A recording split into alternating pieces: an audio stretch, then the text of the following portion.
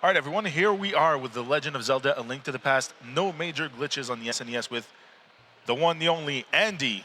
Andy, how are you doing today? I'm doing pretty good, thanks. Hope everyone else is doing well. Thanks everybody in the crowd for coming here to watch this. It's fantastic. We're doing A Link to the Past, no major glitches speedrun. Estimate's 130. I should be able to cut that, hopefully. On my couch is Kelsey, a new Super Mario Odyssey PB holder. Thanks. From right before me. All right, I am ready to go whenever. You wanna count me down this time? Okay, sure. Ready in 3, 2, 1, go. All right. By the way, people are saying in chat that if you don't get a PB, you're not allowed to go home.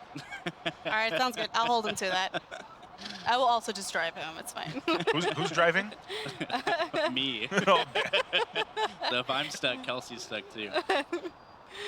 Don't do this to me, Chad. All right, so we're going to be missing a bunch of the story in this game as well. But this one, because all the text is in Japanese, so you won't know what's going on unless you can read it. But starting off, we have the escape sequence. It's pretty standard. Gotta save Zelda from her cell, take her back to the sanctuary. It's going to be a lot of walking and killing a couple guards optimally. That's pretty much it. Well, while this is the quieter section of the run, I just want to point out that we went past the 5,000 follower count. Nice. During Kelsey's run, actually. Yay! So we're really happy about that. That's a milestone that we've been waiting for the last couple of events. And that being said, also, last year we finished DreamHack Atlanta 2018 with $1,850. We're already on track to beat that on the first day. And we're well on track to beat DreamHack Dallas from June, which the final total donation amount was $3,000. So we're already having a pretty big weekend. So thanks to everyone donating, everyone who's watching, and keep it coming. Thank you, everyone. Got real bad RNG in that first hallway. Escape is just filled with guard movement RNG, rat movement RNG. It kind of sucks. Yeah, but we will get the boomerang here in a second, which will help out a little bit.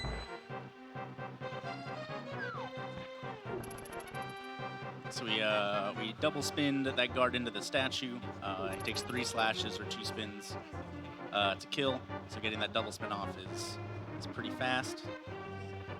We're gonna be doing pretty much the same stuff for these next 2 rooms as well.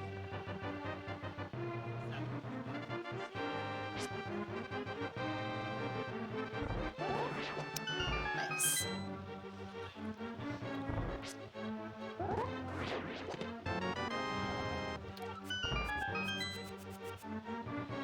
Get the boomerang there, boomerang the key through the door. We got the ball and chain soldier coming up. He's big and scary. Especially when we only have like fighter sword here, which is pretty weak. So it takes 8 slashes, well-timed slashes to kill him nice and quickly.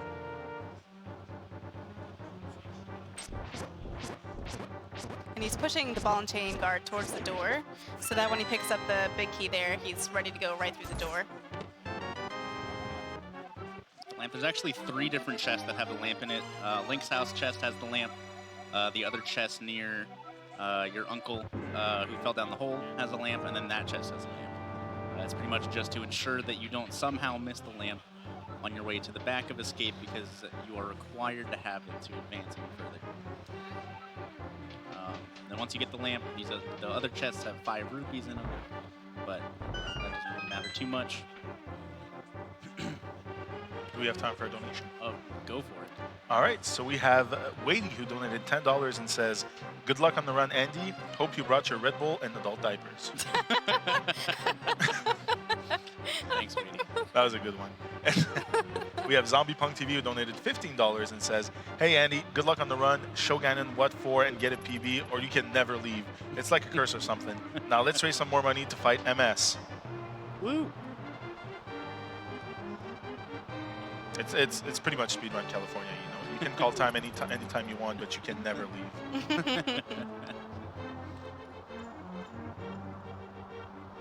Yeah, the escape section is all just about, not rubbing into corners and Cutting corners, well, killing yeah. everything well.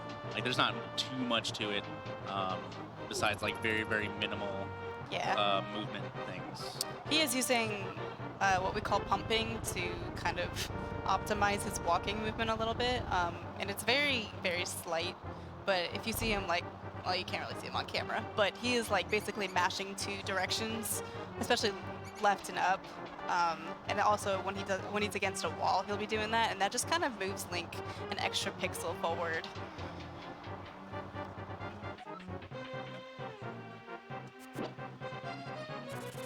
Ooh. It's okay, I got the D-boost.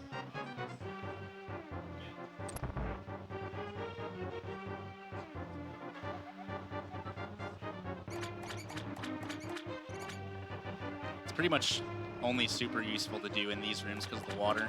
Because the water slows down your overall movement speed, so pumping to move even just a little bit faster is... okay. I heard the key bounce, I wasn't sure if I got it or not.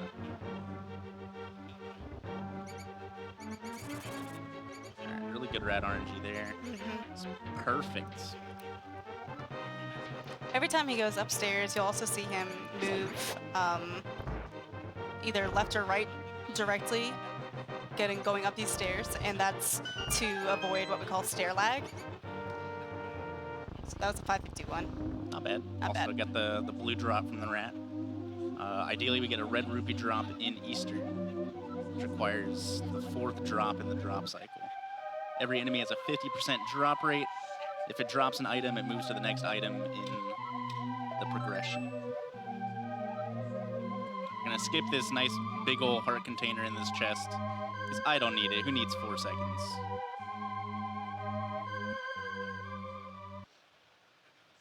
It's generally a strat you like only start doing when you've got a pretty good time. Grabbing that extra heart actually really helps if you're learning this game, or even if you're like up to like the 90-minute mark, I would even say. You want to pick that up just to have that extra safety. Yeah, it gives you 1 extra hit of leniency in a good bit of situations, which is really nice. We don't need no marathon safety today.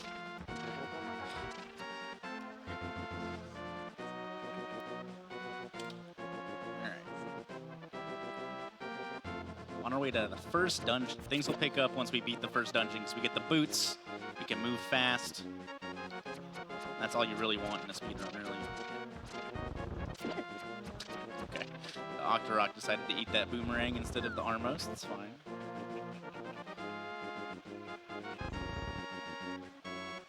So he's also using another form of pumping here called stair pumping, and that actually saves like 4 seconds in just this screen alone.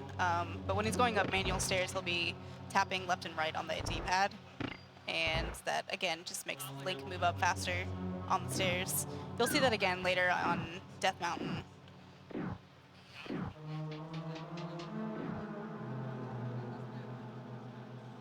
Eastern's pretty self-explanatory. Just go through the dungeon. We'll be doing a little trick to get the big key earlier than normal. This room, depending upon how you move, you'll spawn different amount of skeletons. My boomerang didn't come out. So moving very precisely in that room causes only 2 instead of 4 skeletons to spawn, which makes that room very quick. He'll also be picking up arrows here, hopefully. And later on, before he actually gets the bow, which is the item in this dungeon, you do need the bow to actually finish the dungeon. So it's really handy that it's here. So it's a little faster to boomerang these guys than slash them, very slightly.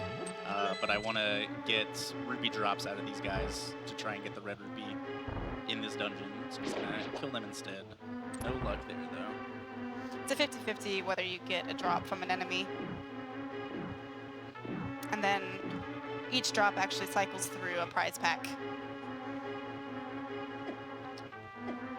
Okay. That's fine. So normally you got to kill all the enemies in this room for those anti-fairies to disperse from the button. but you can just brute force your way through it. I messed it up a little bit, but that's fine. Yeah, sometimes that popo isn't really nice and will actually deboost you down to the right instead of down to the left towards the anti-fairies, which is what happened to Andy. So he'll be going through the rest of the dungeon with only half a heart. It's fine though.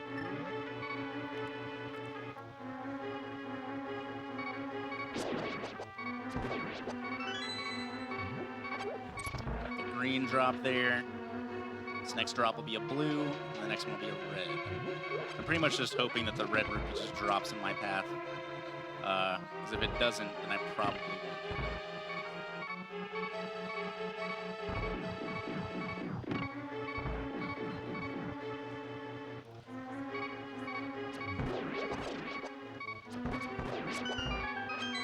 Arrow drop there. Nice. No arrow drop there, though. That's fine. Getting one arrow drop is all we need. Quick kill on Armos here. 5 to the right. Sorry, 13 down, yeah.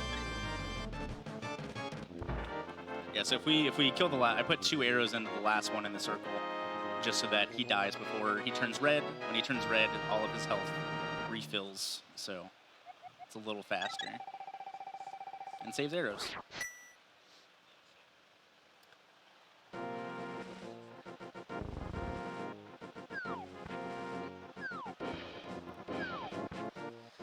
So after Andy picks up the boots here, he'll be using a little trick called spin speed, which we'll use a lot in the overworld. So normally when you run with the boots, you can only run cardinally, but spin speed allows you to use that higher speed in any direction.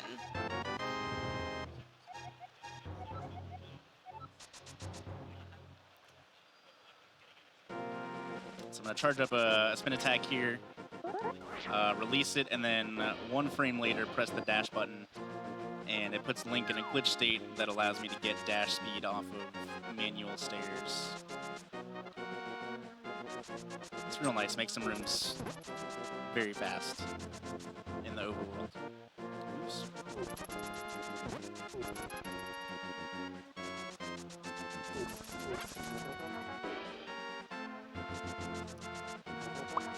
Pressing my buttons a little early today.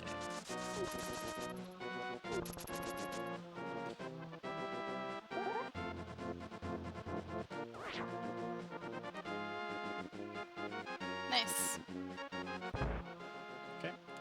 Pit stop, get the book here.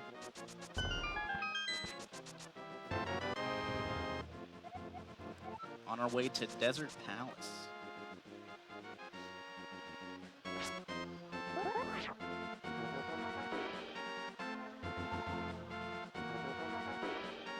A lot of the overworld in this speedrun is just kind of anticipating what the enemies are going to be doing.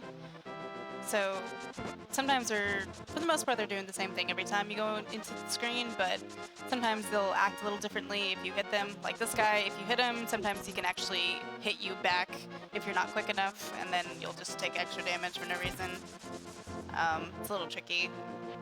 Yeah, with a lot of the enemies in this game, their spawn points are always the same, but like what direction they start moving in is different. Some of the rooms is just like reacting to which movement pattern you end up getting.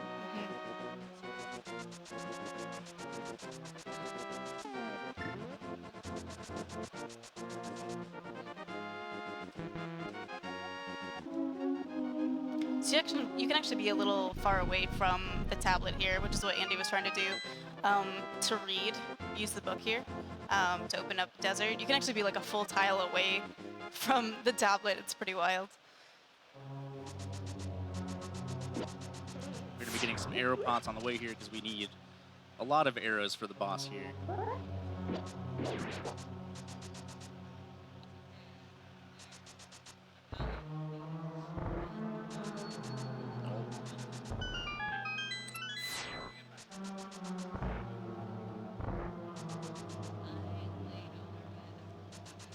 Oh man.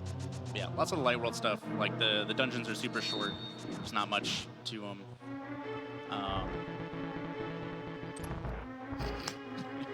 Always mash your book in desert. No, don't actually do that. Don't. I just want to point out that chat is very confused right now because all items are in their vanilla position in the game. That's the kind of chat we're having today, huh? Bunch. That's right. I bet Weighty was the one that started. Yeah, it was definitely weighty. Actually, I don't know. no, it was more. I don't think so. Not just Weighty. It was That's a pretty. bunch of people. That's Not pretty. just Weighty. That means he was involved. I knew it. Not gonna lie, the thought crossed my mind before I read chat as you picked up the keys. So I mean, it's out there.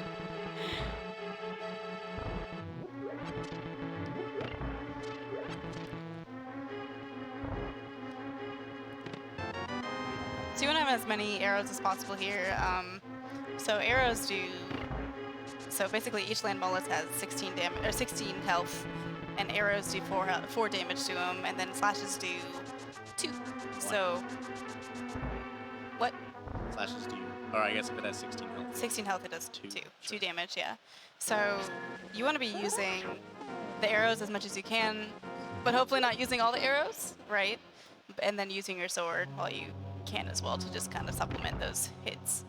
But of course, the only place you can hit Land Mollusk is on his head. So you have to be aiming pretty well, all that stuff. Land Mollusk is just kind of a cluster of a fight, you know? Very difficult fight to get good at. It's a hardest fight in the, one of the hardest fights in the game very early on. I wanted that. It's fine. Very glad we got an anti-speed noise. Yeah, there was no chance I was getting that. Those the doors that open when you like kill enemies or hit a switch or whatever, they suck you in like when you touch them, basically. Yep. So once I saw the red rupee, I was already past the point of no return. Alright, so the first 3 spawns for Lamolas are always the same, but where they move is random, and then everything after that is random.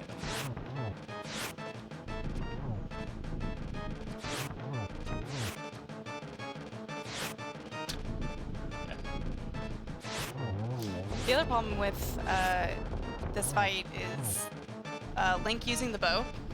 So when Link uses the bow, you can only have 1 arrow out at a time, and it has to hit something before you can use another arrow. And in this case, it's either a wall or a land mollusk. So you can be kind of sit there twiddling your thumbs for a second if you miss a shot. That was a 4 cycle. Yeah.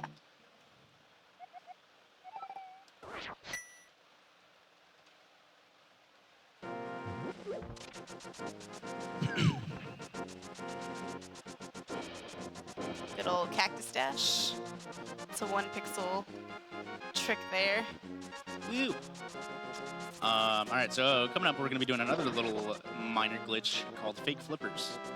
Basically transitioning, or jumping into the water right next to a screen transition allows you to transition while you're in the water before you drown without flippers. And that allows us to just swim. When we don't have the flippers, right. We use that as a little shortcut to get up to Death Mountain. You can actually soft lock your game if you do take damage during fake flippers. So that Zora spawning right there on top of the warp could be problematic if you don't get to the warp quickly enough, but he was ready for it, so.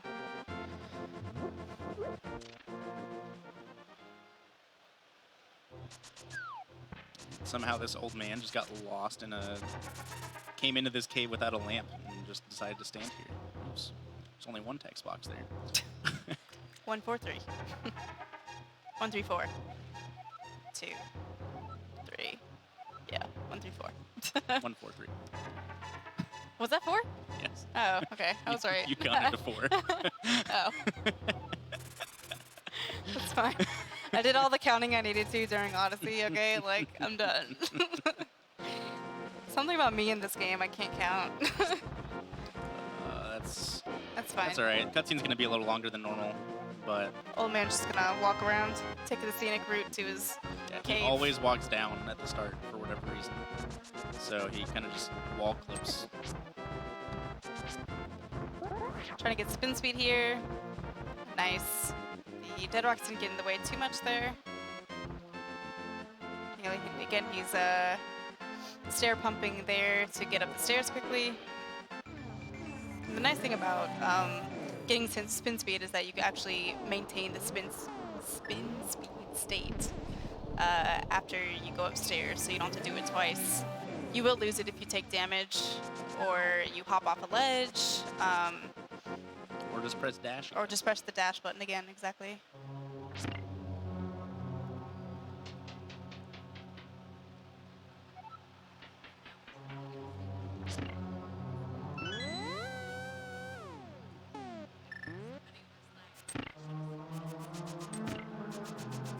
So coming up in this room here, we're doing a trick called an item dash, which is a Japanese 1.0 only glitch, where I throw the boomerang down and dash to the right, so I can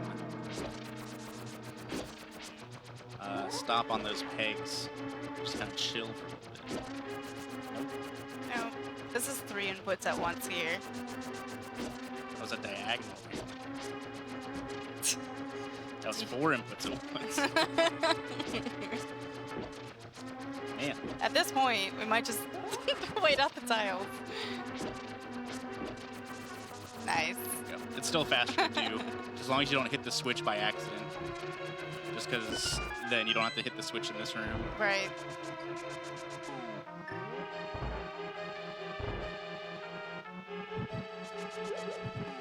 Nope. Yeah. Hitboxes on the lamps can be a little finicky, on the torches rather. If you're trying to go too fast, you just torch right next to them instead of on them. Yeah. So we're gonna be picking up a bomb here, so later we can do a bomb jump in a couple rooms.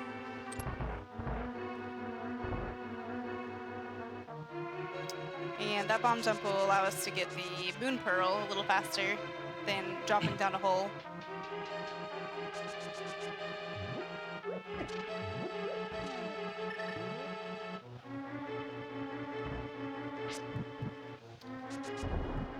So with the dash there, that's actually a 6-pixel window. If you had tried to line it up without the dash, it would have been only 2 pixels. The dash and bonk, I should say. Yeah, landing on the explosion for whatever reason makes the window larger. So here's Moldorm. Everyone's favorite worm.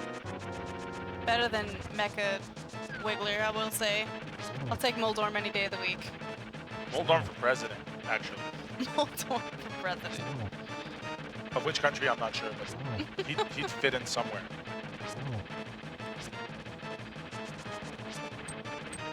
Nice. Do you think Moldorm kind of looks like a train? Like a weird cartoony train in a way? Oh yeah.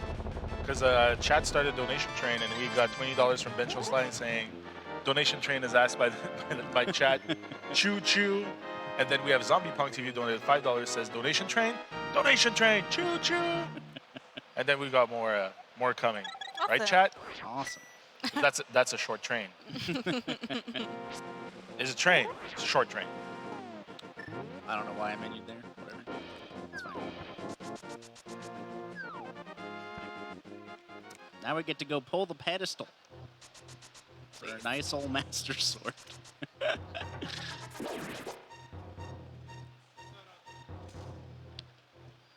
so we're gonna be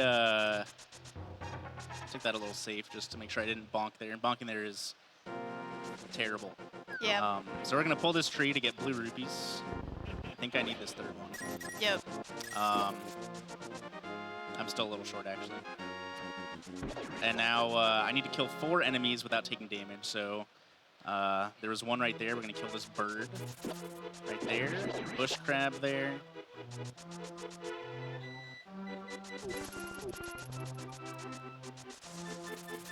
Then we're going to kill that bird on the way back.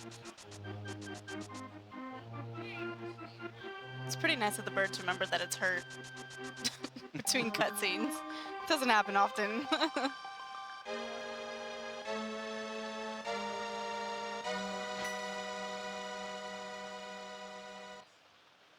And so we need this sword to break through the barrier into Aghanim's tower, which is our only way into the Dark World. And while he's mashing here, he's actually using all buttons. Both all of A, B, X, Y actually progress the text boxes, so it's in your best interest to just kind of do all of them.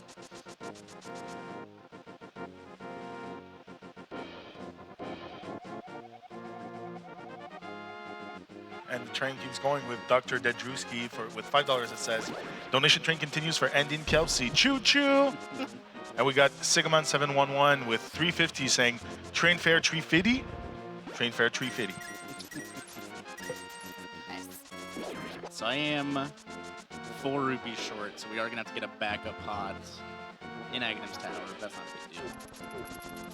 I think there's another tree you can grab down here. That's super slow. Okay. Yeah, if you end up getting hit trying to get those 20 rupees, you can do the same thing again. Pull it for blues or greens, depending upon what happens. Kill 4 enemies in your way here, and then this tree on the right side of the courtyard also you can pull rupees out of. It's also good that he has full health here. He's going to be using sword beams in one of the rooms upcoming to make sure that he doesn't get any item drops. There's a couple guards that we don't want to get any items from, or any prizes from, prize drops from, I guess. So that later on we get a fairy. Well, it's okay. Backup strat. It's alright. Nice. They didn't drop anything. It's fine. Yeah. So Yeah, those guys are in the fairy drop pool, which we want to save for much later. So killing them, you could get killing them like I did, you could get the fairy drop there and just be owned. But if you dash through an enemy, it actually changes the drop rate to 0. So ideally, I do some sword beams there, dash through both of them, and that would allow me to just, guarantee that I can get the drop later in Turtle Rock, even though it's not guaranteed.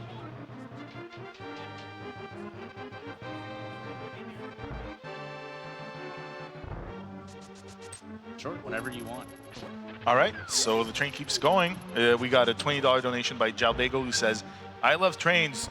Wait, no. Choo choo. And then Didi donated 1660 saying, let's adjust the donation counter. Also, choo choo. Nice 1337 donation. I mean, we're pretty elite in here, let's be honest.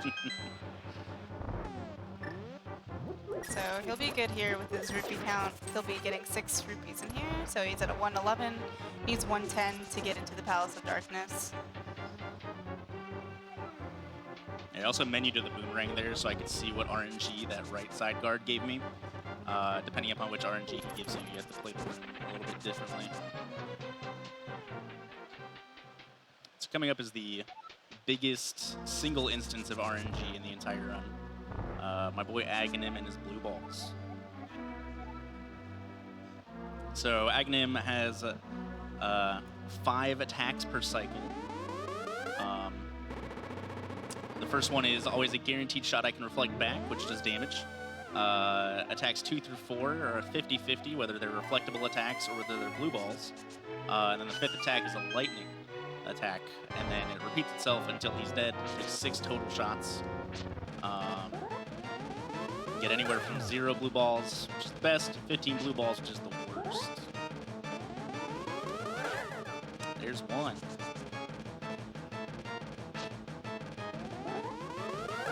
There's 2.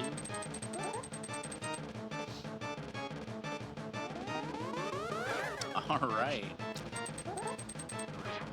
Off to a perfect start. Opposite of what we want. So the reason the max is 15 is because with this guaranteed shot every cycle, unless you miss it, the maximum you can get is 15. All right. 3 more hits. Okay. Yeah.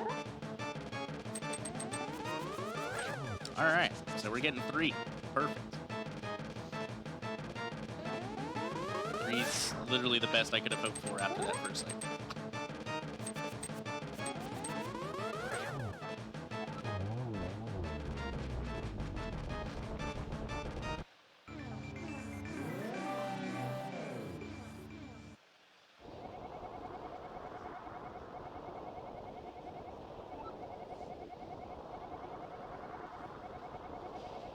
So now we're in the Dark World. This is where the game really starts to amp up the difficulty. The dungeons get way bigger, longer. The bosses are more complex. Enemies hit for harder. This game doesn't joke around in the Dark World.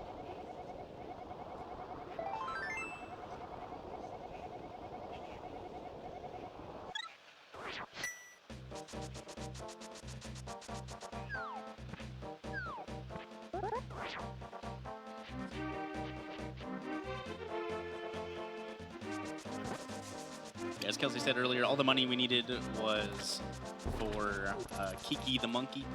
It's paying 10 rupees to follow us, and then he asks for 100 rupees to open the next dungeon for you to beat. So it's the only instance of I mean, I guess we have to pay for the flippers for the tempered sword later, but all that money is guaranteed from 2 chests. Make sure not to get hit here. That'd be very bad. Yes. There is a backup you can do by going into Sahatsrala's hut. You can pick up 50 rupees there, but obviously that's a lot slower. And something he just did there was Kiki Dash. I forgot actually what it's called. But it's basically he canceled his dash right before hitting the cutscene with Kiki there to snap Kiki closer to him.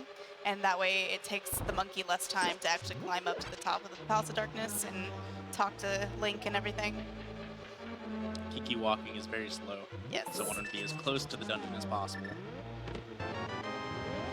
We'll be using the mirror a lot here to kind of pick up keys and then mirror back, pick up key, mirror back. Slowly working our way back towards the back of the Palace of Darkness to get the hammer. The big thing about mirroring as well is that it like reloads everything in the dungeon, so I am getting all of these bombs over and over again. Bombs are very, very important in this run.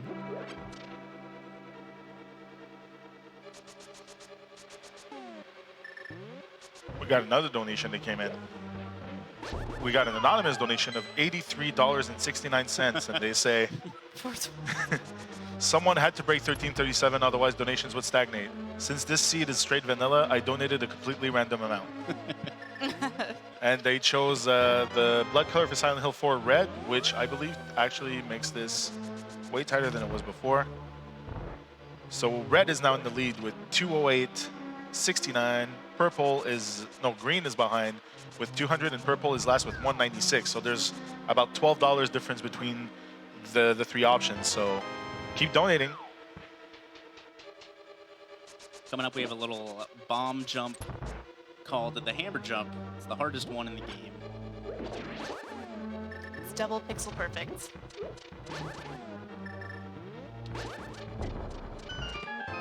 Nicely done. So it's a little tight there if you opt to throw a bomb in the middle of that setup there on the bridge. But it is faster if you do manage to get a bomb over there to open up the wall. Otherwise, you're over there with the hammer and then you have to wait for another bomb to explode. We need to place the bomb in a specific Y pixel and then put Link on another specific Y pixel for that to actually work properly. Okay. Please press the left button. Also, while dealing with the crumbling bridge behind you, which kind of puts a little time limit on how long you have to set it up.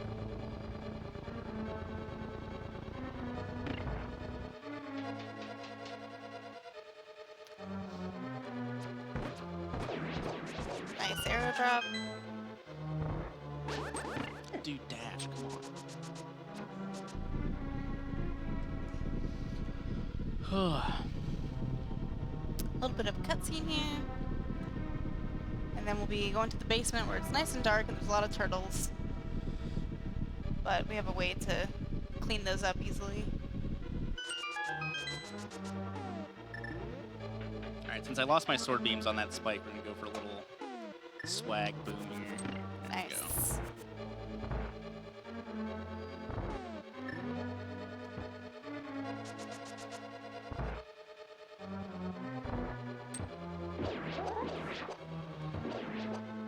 Good turtle party room.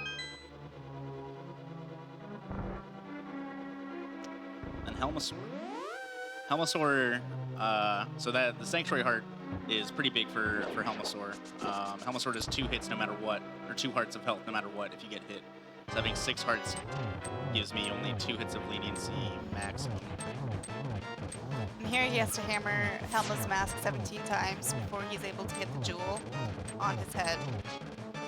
So he'll be lining up his sword to keep him forward and then hammering the jewel. Very nice kill.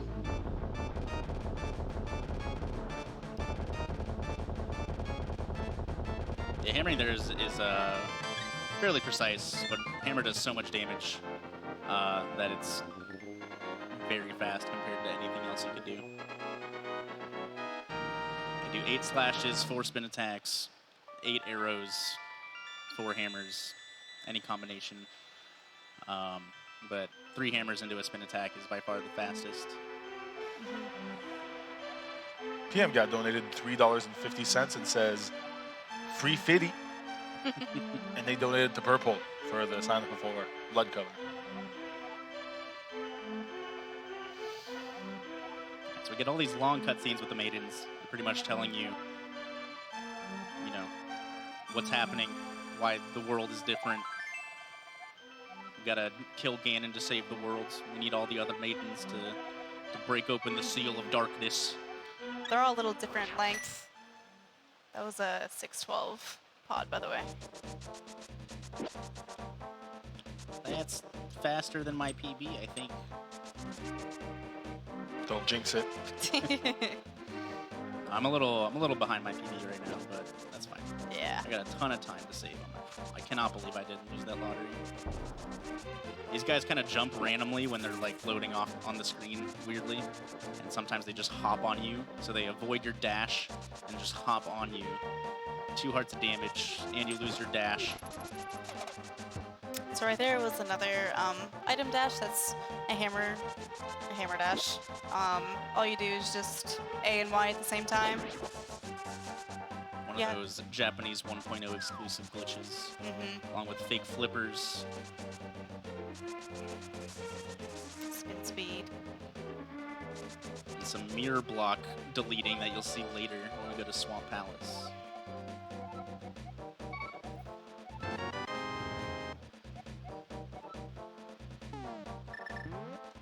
Nice. Quick work.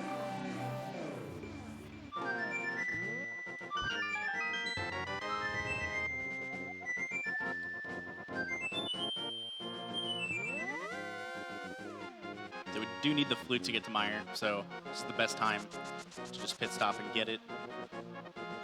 We're right here, we can go activate it, and then we're going to be heading to Thieves Town, which is actually the 4th Dark World dungeon numerically.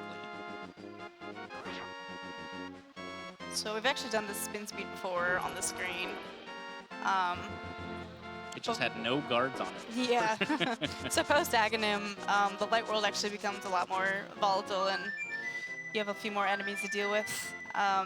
You definitely want spin speed on that last screen because the red guard there is very fast and will definitely beat you up if you're taking your sweet time. But spin speed easily outruns him. Yeah, we call him Usain Bolt. Because he's so fast. He is faster than anything else in this game. He also cheats because his diagonal movement speed is the same as all of his other speed. So we just cheat right back. Alright, I had to try to get around that guy because my dash was slow. Did not work. That's fine. Health isn't really an issue in this next dungeon. So we're doing dungeon 4 before 2 and 3 in the Dark World. Because we want the Titan's Mints as early as possible so we can upgrade our sword as early as possible. And the upgraded sword makes dungeons... everything else is way easier, but dungeons 2 and 3 are much faster with the tempered sword compared to the Master Sword.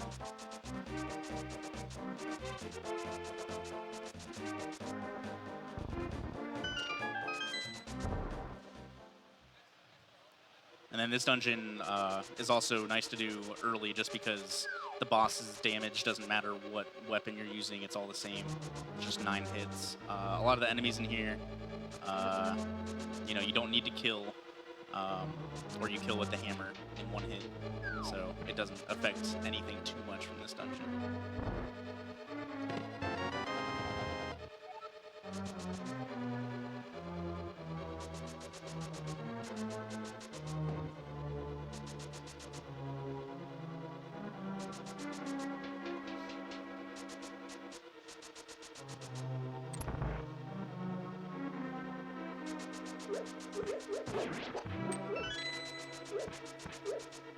Coming up, we have a room we like to call the Hellway.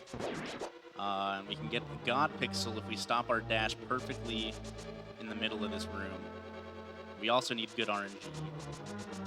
Nope, I had to cut that short because of that guy. That's fine. It was still relatively quick. So if all those little star guys move out of your way, you can just dash straight up through the door, as long as you stop on that perfect pixel. This game has a lot of little tiny optimizations too. Even things like just opening up like locked doors. You'll see Andy like snap into doors, meaning he'll like unlock them before he'll actually go into the door. You'll also see him do key dashes, which is when he dashes into a locked door and it automatically unlocks before he enters it without him bonking off of it, which obviously loses time. And those are all little setups that he does, just tiny little optimizations. This game is very easy to watch because, you know, a lot of people play this game and it's very, you know, it's very easy to see like, oh yeah, this is fast, but like there's a lot of that goes on in the background.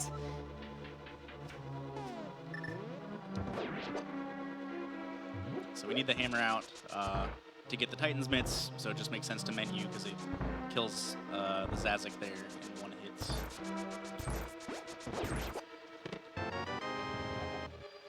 Saving the maiden. And he'll be doing a key dash here. As long as I don't move out of this doorway, the dash is set up perfectly to just unlock that door.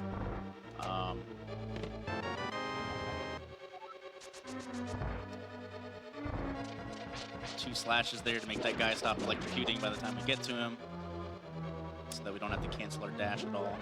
It's just a timing thing. It doesn't make him stop zapping. Yeah. Yeah, it's just a timing thing.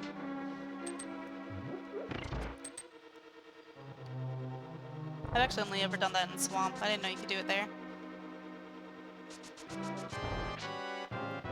This is Blind, some people's least favorite boss in this game because it seems very, very random. But as long as you get all of these hits as quickly as possible, the fight is exactly the same every single time.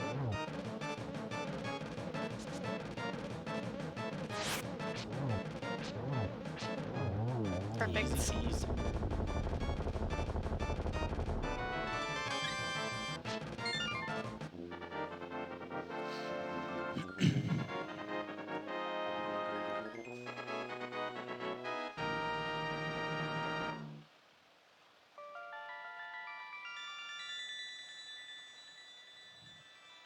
Sitting in this chair reminds me of my super old stream setup. It's bringing back all the nightmares from sitting in this chair for hours a day.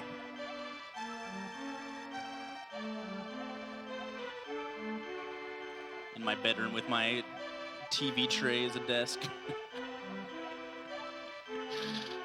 Oh, man.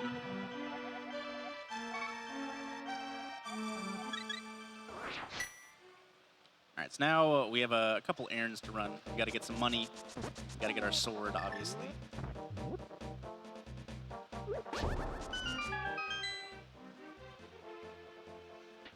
There's 300 rupees in this chest. Fun fact, if you don't have any boomerang at this point, that chest actually has the red boomerang. It's actually used in 100% that routing. And you never pick up the blue boomerang? Well, obviously, yeah. Sorry.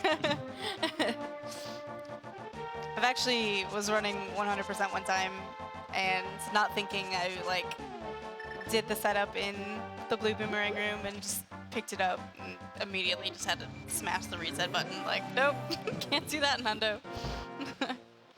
Don't run 100% of this game. It's terrible. It's so much fun. It's so bad.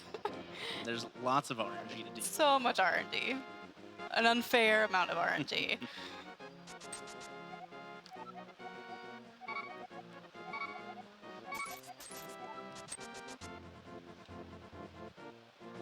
Thankfully, the Smiths only charge us 10 whole rupees to upgrade our sword.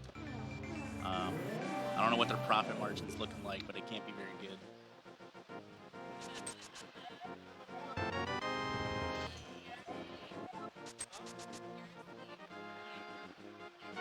All right, getting a little more money. We're getting the flippers right after this next dungeon, so we need at least 500 rupees. So we get another 300 chest, and then on to Skull Woods. Nice fence dash. That saves 10 frames. Getting that fancy dash. Loses a million. You lose it, yeah. If you bonk, you lose 70 frames, which is over a second.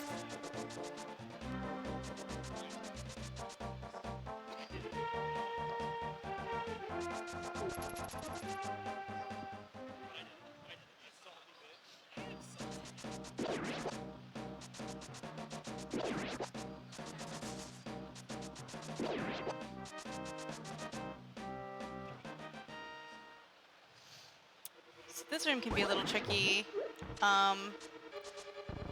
The Gibdos will basically, oh my god. Speaking of tricky, the Gibdos basically just follow Link around. And so you kind of move in a specific way in this room to kind of trick them into moving away from you while you're pushing the block there. Unfortunately, he got hit, so it was a little slower, but he still managed to clean up the room well. Plus, the other thing you have to worry about there is the wall master grabbing you. You should have died.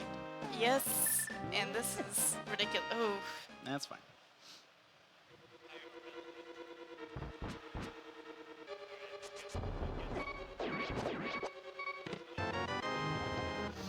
so we need to get the fire rod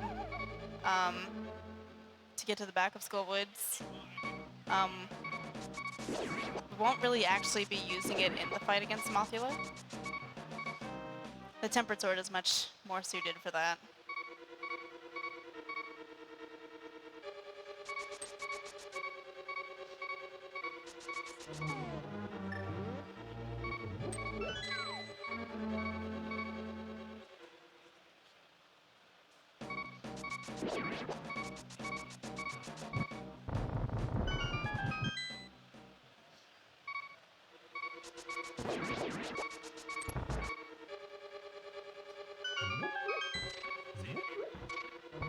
So this is Mummy Hellway.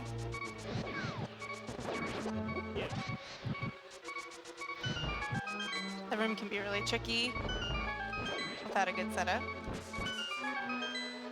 Extra vine cuts for good luck.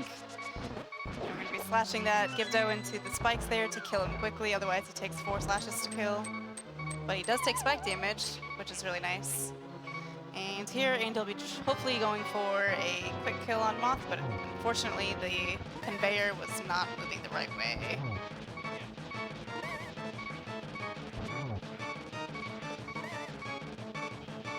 Four slashes on Mothula. If he's hugging the back wall, you can't really hurt him, unfortunately. Oh man. If he's hugging the back wall, he can't hurt him against the against the spikes because he won't take damage. He didn't want to use the fire rod there because the fire rod makes Mothula move erratically, and he could have taken damage and died since that was basically a one-hit knockout. Yeah, we played it a little safe. Yeah. Just because, yeah, one hit would have killed me no matter what it was from. Yeah. So. But we didn't die, so. Yeah, definitely held it together. And the longer that fight goes, the more erratic it gets, more spikes are starting to move. If you wait extra long, Moth actually starts like flying around the room. Yeah, really there's like quickly. one random move where Mothula Yeah. just like goes twice as fast as normal. It makes no sense.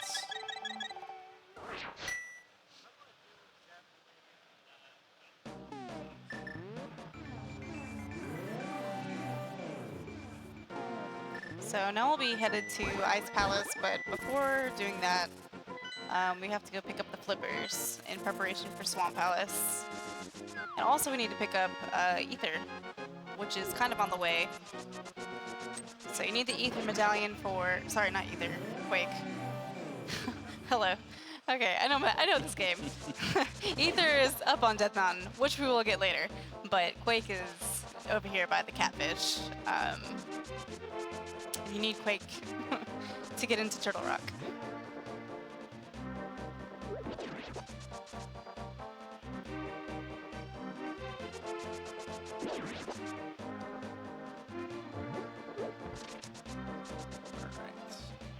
Zora's Domain is one of my least favorite areas in this whole game. It's stupid. You jump in the water all the time. Yep. Trying to cut corners. So the reason why he bonks there is to set up what we call a quick warp. We did see a little bit about it earlier, but basically you can shorten the amount of time you're in the warping cutscene if you are on a certain pixel. There are certain setups for it. That was one of them. Other ones are just kind of knowing what pixel you're on. And the other ones are based on the direction you entered Dark World with portals. So for example, if you were to enter the Kakariko Dark World portal, you want to enter from the left side. And what that does is just shorten the Dark World like warping cutscene to actually only about half a second. And that adds up, given how much warping in and out of the light world and the dark world you do.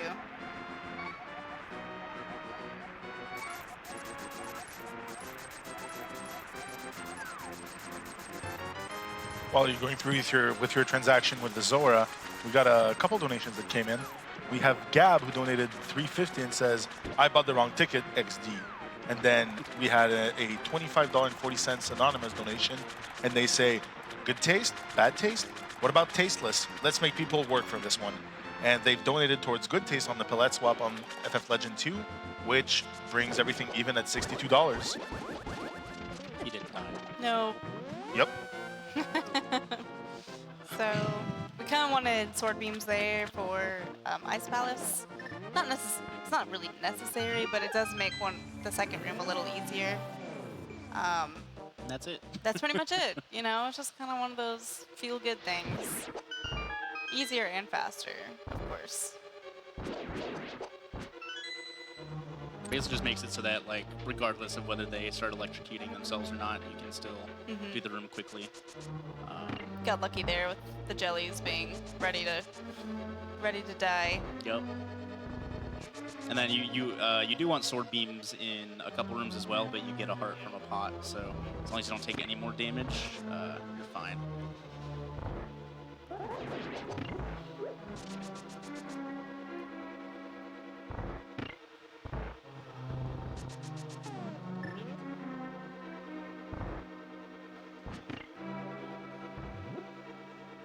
It's really good RNG.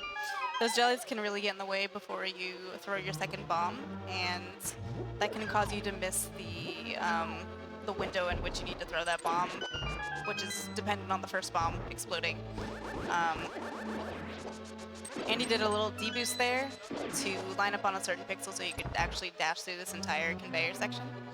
Now he's gonna hover. Easy. I'm not gonna go for it. Yeah. That is a little faster if you are very fast at hovering. Otherwise, bomb It's about jumping. even. Yeah. Otherwise, bomb jumping saves a bomb. Yeah. Ice Palace bomb jump is always to your advantage, and it saves the bomb. Yeah. If you're really fast, you can save about 2 seconds there, because you can beat the fire bar cycle. It's very difficult.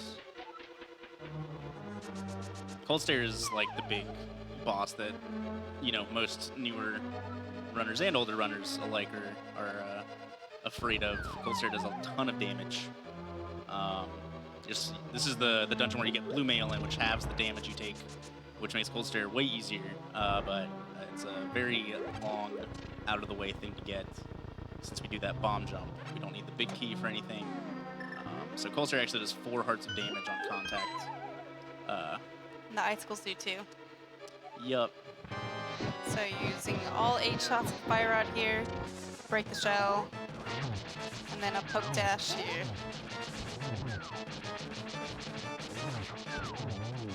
So looks like Andy saw they were gonna break out of the corner, so he just went ahead and took it safe. Decided to do a more traditional defeating. I missed my second poke, so I didn't keep charging my sword, so I had to kind of back away before I took damage. Otherwise, I would have charged him and definitely ganged up on him and might have killed him. So Oh yeah, yeah, very easy to go from full health to dead. very quickly.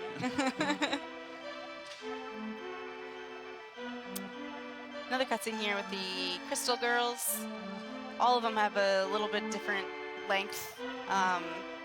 This is one of the shorter ones, if I remember correctly. The later dungeons are usually shorter just because you know what's going on already. You know what the goal is. They're just kind of like pointing you in the right direction to what you want to do next, rather than, you know, explaining their life story over a cup of tea.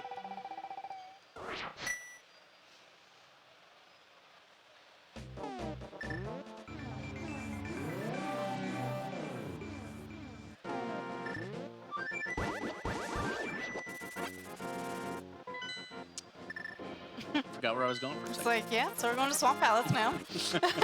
I don't want to say it, but you know. So we're going to Swamp, and Swamp is supposed to be the second dungeon you go to in the Dark World. It says 2 on the map anyway.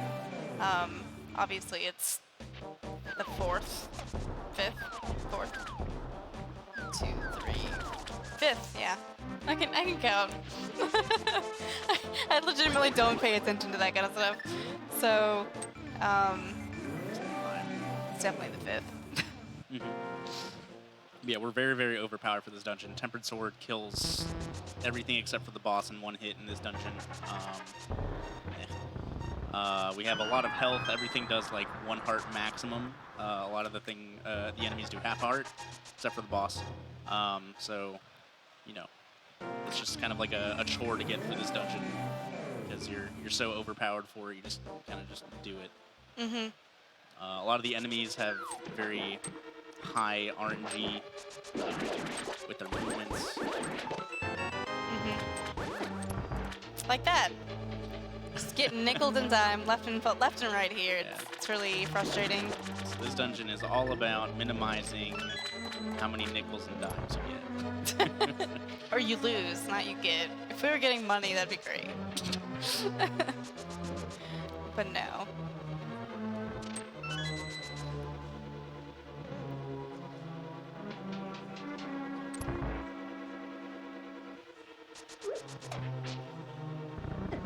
There's nothing I can do about it. Yep.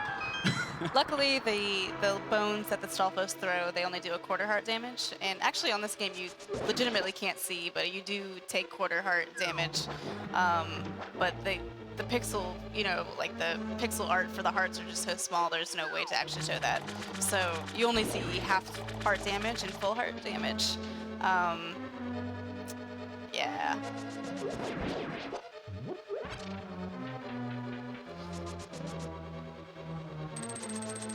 Why did I dash there?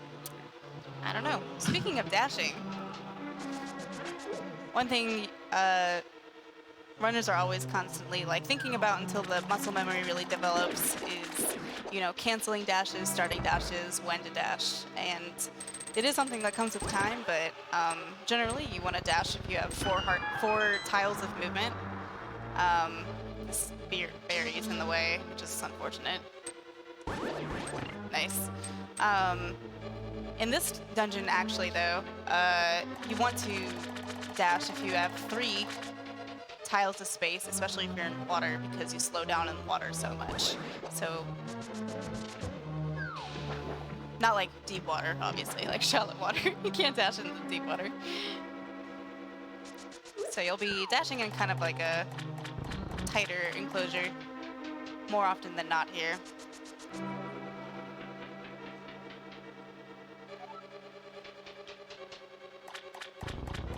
So we gotta do all this whole left side of swamp just for the big key. Get us our hook shot. Best item.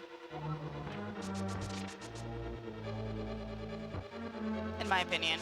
I mean, everyone's got their favorite item, but I love the hook shot. Hook shot's a close second for me. Get my favorite item in the next dungeon.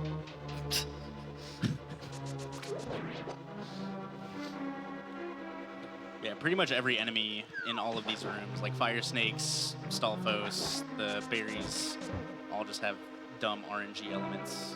Mm-hmm. These water bugs that are mostly dead in here. So actually nudged up against that statue there, so that when he picked up the hook shot, he just moved directly diagonal down right. Yeah, this has not been nice to you. And then after moving diagonally down right and getting to the ledge there on the right, he was able to just hook shot straight to the right to the key and then hook shot again. And that's actually just like a pixel setup, like a getting right on that Y pixel perfectly. Just happened. So you can hook shot twice. Saves a little time.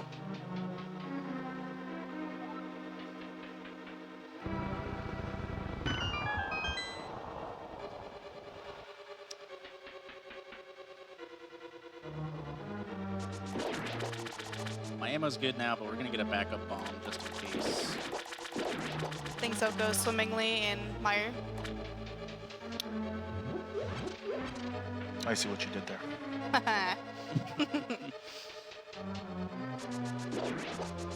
Nice. Just took a little while to let that one sink in. Alright, so I'm gonna be trying for this Argus quick kill. It's really difficult. A lot of these are 3 inputs. Very No. nice. Ooh, Alright. that's the hard part. That was the easy part. Yeah, so we ended up killing all the puffs before he did his puff attack, which saves like a pretty decent chunk of time. It's like 8 seconds or something. But it's really hard to kill them all fast enough. So that's cool.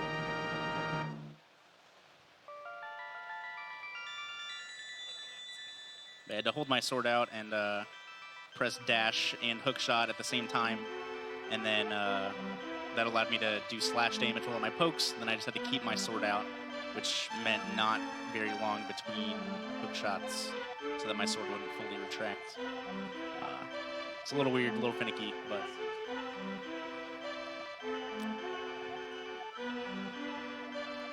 So up next is our last errand trip. We gotta go get Ether. We're just gonna go get our Ice Rod too.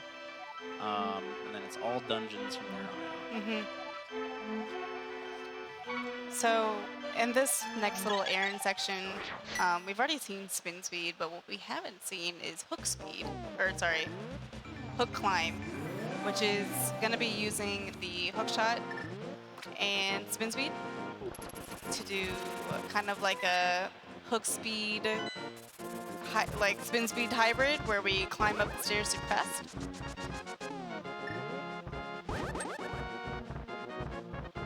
So there was the first time, and here's the second time.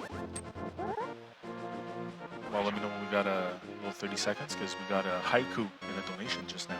Go for it. for it. All right, so Zombie Punk donated $5, and they say, I like good pickles, very delicious with brine. Hey kids, don't do crime. Oh my god. Life lessons. from My the $5 pickle crime haiku. Also, go Andy, you are killing this run, my dude. Thanks. So here's Ether. You need at least the Master Sword and the book. That's why we couldn't get it our first trip up here. So you only had the Fighter Sword. The other thing that Andy took care to do is not take damage. So he really wants sword beams for the second room in Meyer. It makes it a lot faster when you have sword beams and fire rod to do the Meyer 2 strategy. It's not the worst thing in the world if you miss it, but it is like kind of a feel bad thing. Like, oh, I could have avoided this if I didn't get dead rocked kind of thing. So we'll be able to see that soon once he flies over there. He'll also be setting up a thing called Spooky. Spooky action. And I'll let you take care of that one, Andy, because You sure you don't want to explain I that? don't, I tried to do that at SG Live, and I just was like, well, something about the ancilla and the altitude and the fire rod. Yeah, something like that. Whatever. Basically, I manipulated where the duck flew off of that screen to store a very specific. I got stuck on this wall. To store a very specific altitude value, and I'm gonna do certain things later in the dungeon to make sure that altitude value doesn't get overridden. To change the area of effect of my fire rod shots. When the fire rod hits something, it creates like a little circle of area of effect where if like an enemy runs into it, it'll still take damage, even if you didn't hit it directly. And we're going to use that to hit switches through walls and just away from us to make the end of the dungeon go quickly. And that's Meyer too, with sword beam action. You can still do it pretty well with the fire rod, but you're much more likely to get owned by RNG being bad. Or with sword beams, you can recover from pretty much any RNG, no matter what happens. Yeah. The little popos can move pretty much anywhere. So if they move badly and you don't have sword beams, it's a very, very big time sink to go out of your way to kill them. My movement was not good here, so we need to wait for this fireball.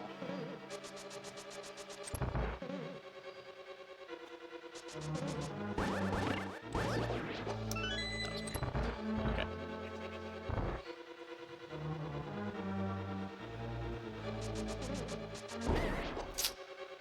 That's not a big deal. Thankfully, he didn't do 4 hearts of damage, which he can't do if you walk into one of those slugs. He got hit by the bomb damage instead.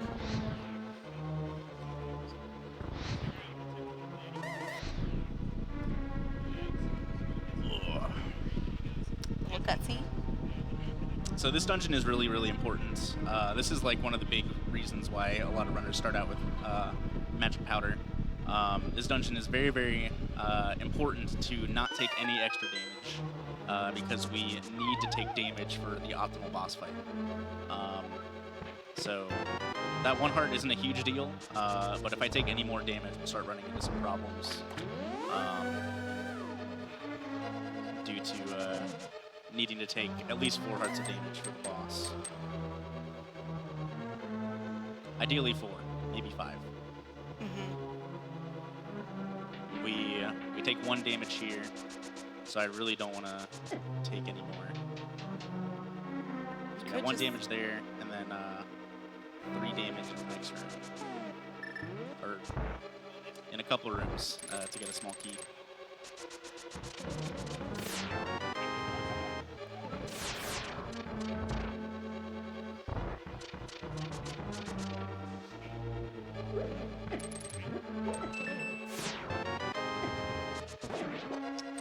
That's fine. We're gonna take this room a little slower. We're gonna kill this Wizrobe and lift up that pot. Hopefully you got 2 heart drops. We only got 1, but it's not a big deal. Yeah, sometimes if you keep the Wizrobe there while he shoots out his little beam, you can actually despawn that heart because there's just too much going on in that room. You just get totally owned by trying to get health. So right here, using the Canis Maria usually makes the altitude value 0 because I dashed right before I placed the block.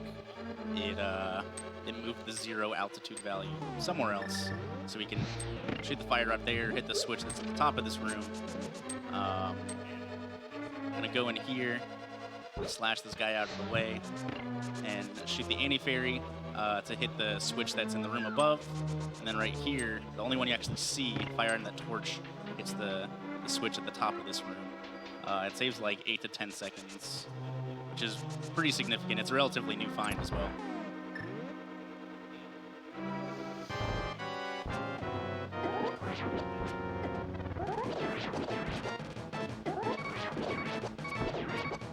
Wow, he jumped out of the way. That's all right. Yeah, he jumped totally to the left. That was... Yep. Kind of unfortunate. Yeah. It's okay. Only a few seconds lost from getting that lightning phase. Yeah, sometimes they like kind of stutter before they start moving, and sometimes they don't. It's really weird. We didn't die. That's all that matters.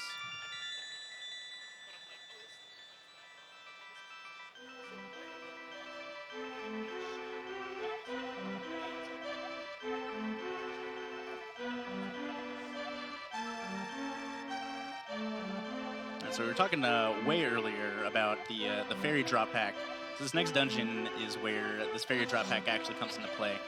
The 2 enemies I killed in Agnum's Tower and 1 mini Helmasaur we killed in Pod are the only 3 enemies you see in that drop pack that you actually end up killing. Pokies are the other enemy, or one of the other enemies in that drop pack, and there's a ton of them in Turtle Rock. So there's a very good chance we're going to be getting like,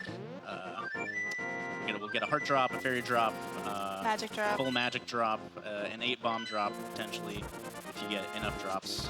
They are still serious. I can't get around. I just don't want to take damage.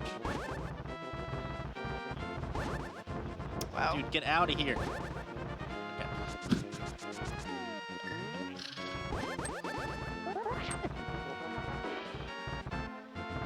Man, he moved all the way up too. Yikes. All right, well, good start. Sometimes the dead rocks just get in your way and there's not much you can do about it. Which is another reason why the fairy is so nice to have in Turtle Rock. There's a decent chance you're going to take damage going up Death Mountain. Ideally, you're also taking damage in the first couple rooms. Yeah. Faster. There's a deboost with the roller that he's gonna do. That is a little tricky, but also if you mess it up, you can take a ton of damage because the roller does 4 hearts damage. I think the rollers do 3. Oh, maybe you're right. It's 3. Yeah. And then you also void yourself out in a hole to make a torch room go more quickly. And so, like, you know, after the first 3 rooms, you're down 4 hearts, ideally, if Death Mountain went well. So it's very nice to have that fairy potentially early.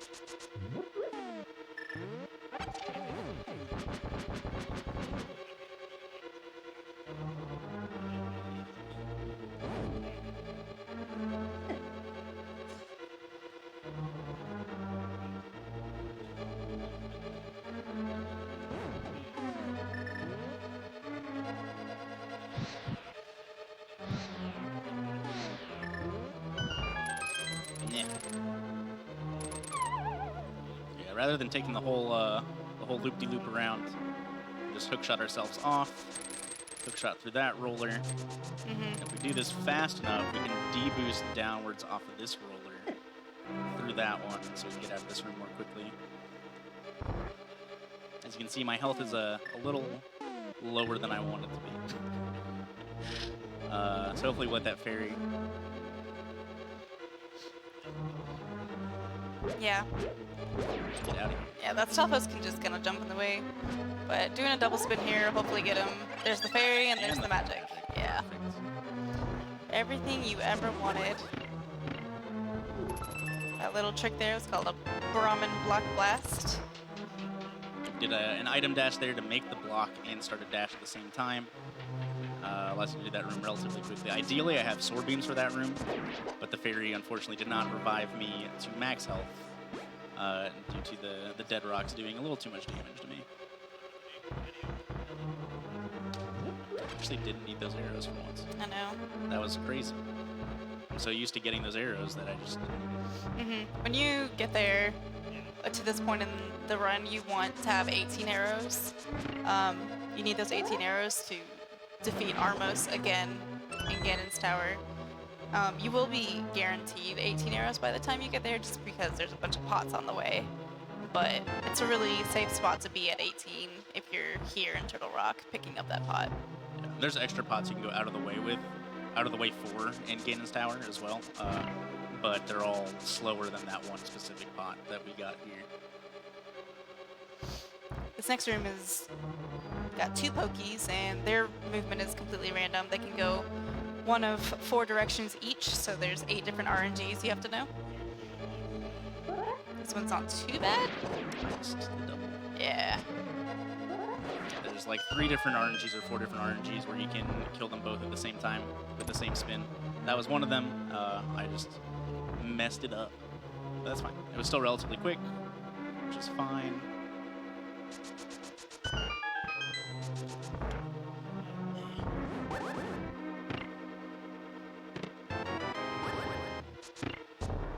nice recovery.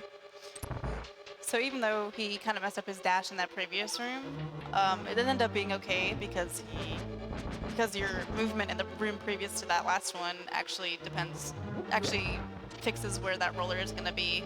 So he was able to clean that up. Otherwise, he would have had to wait an extra cycle for the roller or just take damage, and he did neither of those things. Yep, did a little backup, lost a little time, but it's not a huge deal.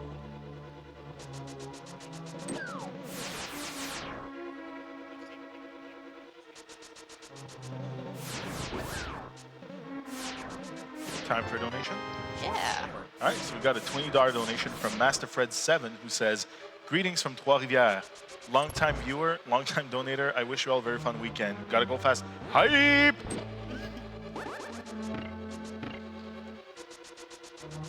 Did a little block dash there to hit 2 switches with 1 Samaria block. Samaria is my favorite weapon in this game, or item in this game. It leads to a lot of really cool strategies that like look impressive.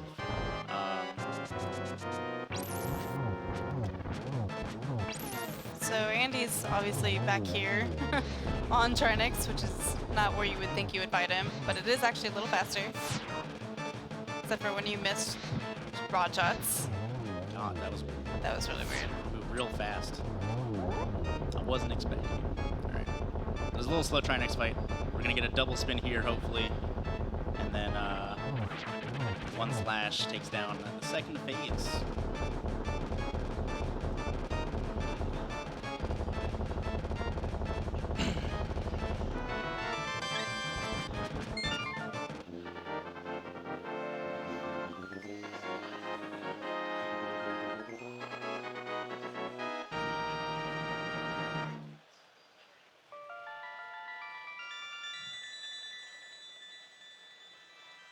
By the way, with that last donation, we're almost at the $1,500 mark.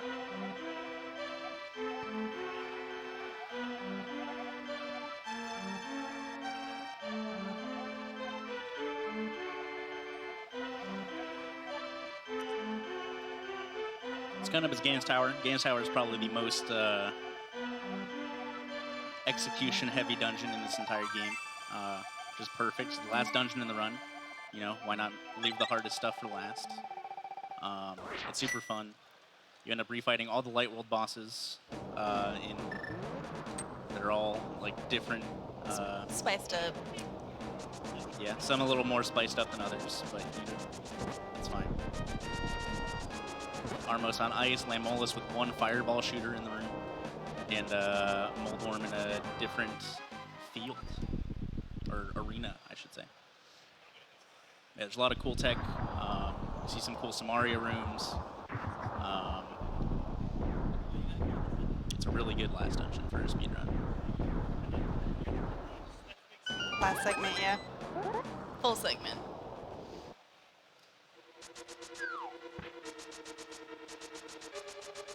There's a little bit of routing differences you can do. There's like 3 different small keys you can get. We're gonna get the mini Helmasaur key at the end, assuming I have enough health to do it. But you can get that torch key. There's a chest key at the end of the dungeon, so it does allow for a little bit of neat variance.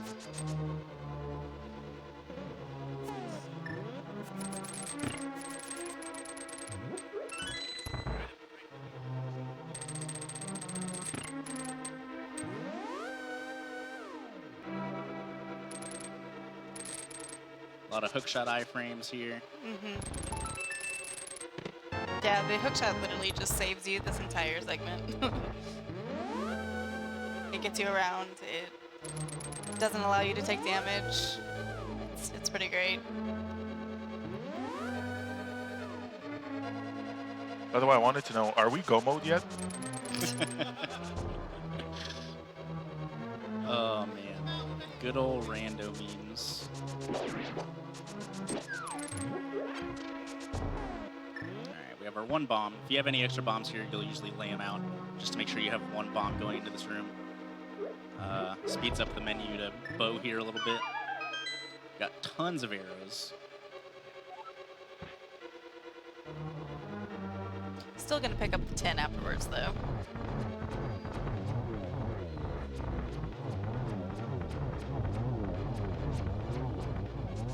I could skip it. You could, but that would require perfect mimics. How you feeling, gamer? How you feeling? It would also, I would want at least one arrow drop from the mimics to make Gauntlet easier. Yeah. So it's not worth it.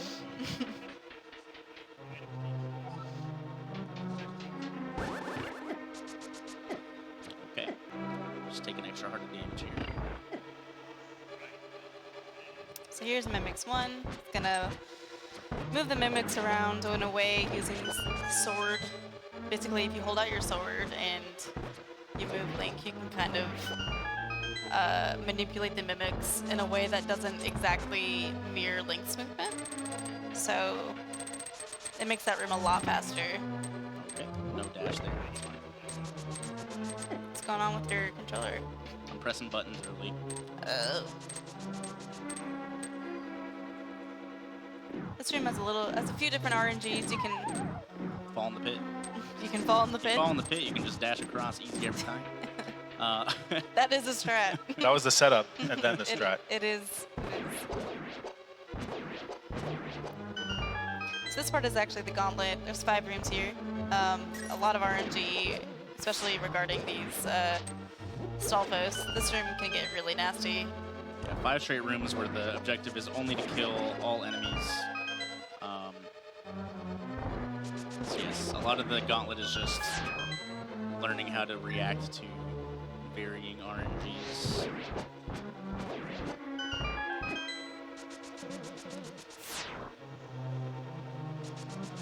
We got Lamola's 2, the 1 fireball shooter in the corner. Mola still has really bad movement RNG, so unfortunately he couldn't one-cycle it. Otherwise he'd be sacrificing too much magic by trying to do so.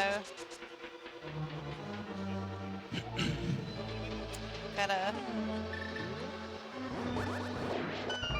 So these 2 wizard rooms are were 2 of the most impressive rooms to me when I first learned this game, because you go through them so quickly with the Canis Mario. And they're so easy. And they are very easy.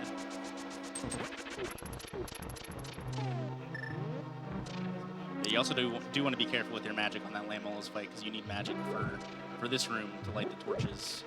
So using too many fire rods there can be a little costly if you're not paying attention.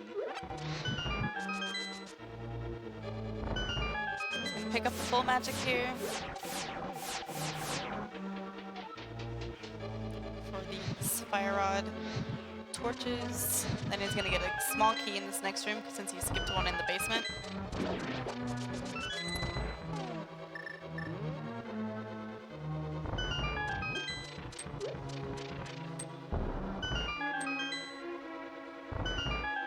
And then one more.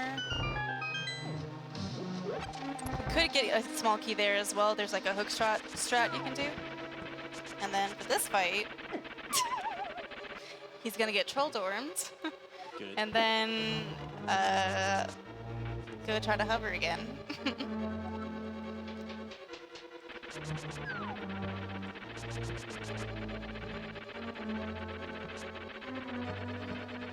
Nicely done. Yeah, so since I usually don't kill Moldorm, it's fastest for me to get that mini Helmasaur key, because I already have the fire rod out, which I need for Ganon. Where if I kill Moldorm, I need the hook shot out, and so it just makes more sense to get that that last chest, because you ideally get the hook shot out for that one as well.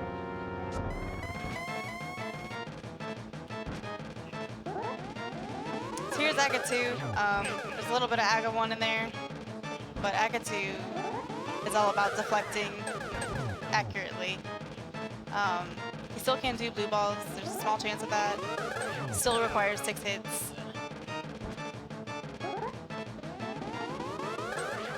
Just a little bit off there.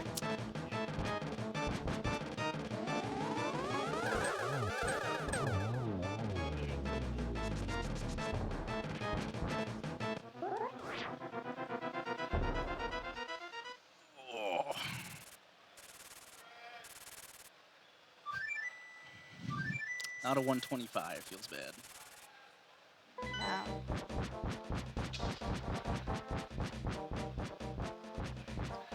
Can't believe that my intoxicated run was faster than this. Oh, man. So Ganon takes 12 hits per phase for these first 2 phases. So we're gonna try to get them all in, so we only have 1 cycle per phase. Called the 1-and-1. Dash folks here.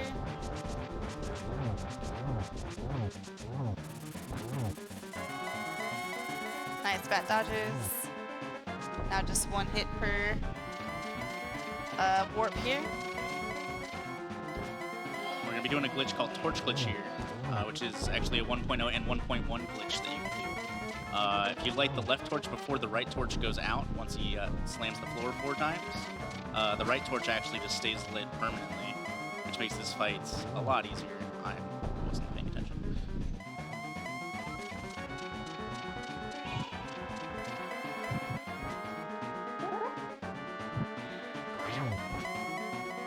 So we can kill Ganon without the silver arrows by spin attacking him right as he's teleporting. Ideally, you get 3 hits per torch light cycle. I'm not going to get that one.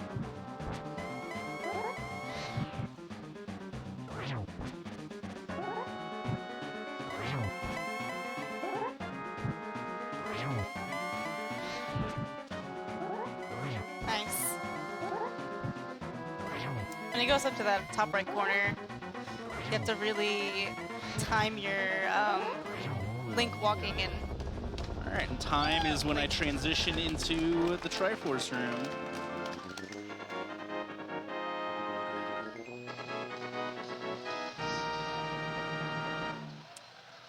And time. Nice. All right. Woo!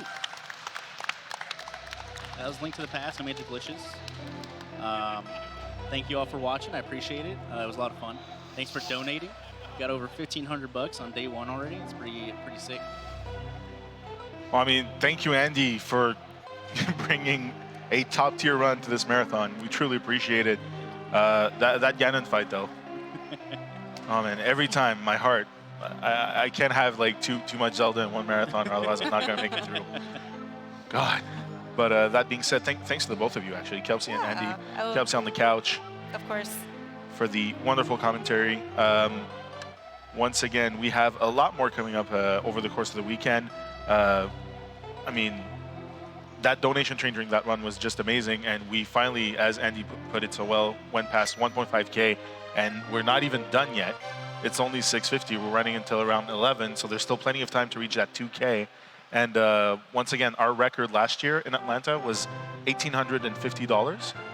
So we're almost there already on day 1. So that is truly amazing. I mean, we had a donation of $20 by IEE754. Yo, Nate. Boy, Nate. We know him. There we go. Yeah, I saw him in chat too, commenting. And then there was I might mispronounce that, but Charani, who donated $22 and say, "Save the animals, please, Andy." What do we have coming up next? Well, coming up next, actually, that is a very good question. No, I'm just kidding. we have Final Fantasy Legend 2 glitchless, no something, and with Invenerable on the Game Boy. It's going to be on emulator because we do have something, a little special something for you guys with this one. Now, they're going to be using custom Game Boy Color palettes for this game, and we have a bid war going on, and right now it's tied up at $62 for both good taste and bad taste. Each choice in the bid war actually has, I believe, 14 choices of different color palettes. Good taste being it's going to be pretty, bad taste being it's going to make you want to stab yourself in the eyes repeatedly. So actually, no, bad taste is ahead by $20, so we're probably going to start with bad taste unless during the transition something happens. But the way we're going to do this is that we're going to change as, like, whatever's ahead at certain points in the run, we're going to change to that. So Cool. it should That's be really cool. pretty interesting. It's an ongoing bid war throughout the whole run, and then towards the end of the run, for I think for the last dungeon or the last couple of fights, we're gonna lock it so that the runner can actually focus on the fighting and execution. But other than that, I mean, it's gonna be I can't wait to see which one's gonna win out. I mean, there's some people who are gonna want to see the pretty stuff, other people are gonna want to troll everyone else. So this should be interesting to say the least. So we're gonna go to a quick transition, and we'll be right back.